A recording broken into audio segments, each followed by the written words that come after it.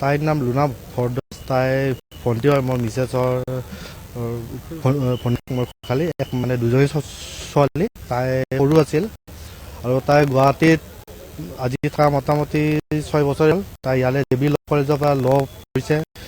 পাছ কৰি উঠি তাই বেংকত কাম কৰি আছিল। তাই যোৱাকালি এক্সিছ বেংকত আহিছে, মানে মলবাৰ তাই এক্সিছ বেংকত এতিয়া লোন ডিপাৰ্টমেণ্ট তাই জইনিং আছে।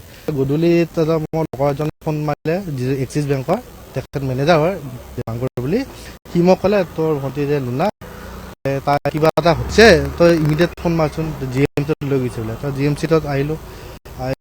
ডক্টৰলৈকে মোটামুটি স্পট ডেটে গৈছে। ডক্টৰ ইয়াত অহালৈকে মোটামুটি ডেটে। আৰু শুনি পোৱা মতে চৰকাৰী এম্বুলেঞ্চ বোলে।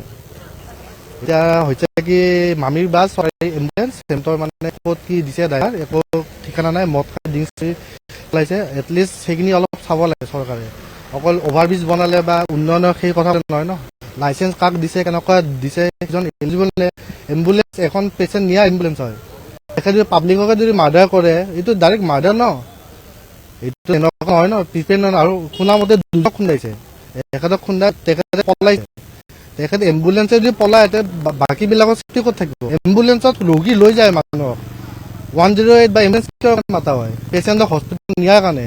তেখেতে গম পাইছে তেখেতে খুন্দাইছে। ন' ডাউট তেখেতে ড্ৰিংকছ কৰিছে, কিবা কৰিছে, সেইটো পুলিচ প্ৰশাসন বা পিছত হ'ব। এম্বুলেঞ্চত তেখেতৰ দায়িত্ব আছিল, তেখেতে জি এম চিত মই লৈ আনো, আনি পেলাই তেখেতক এডমিট কৰা।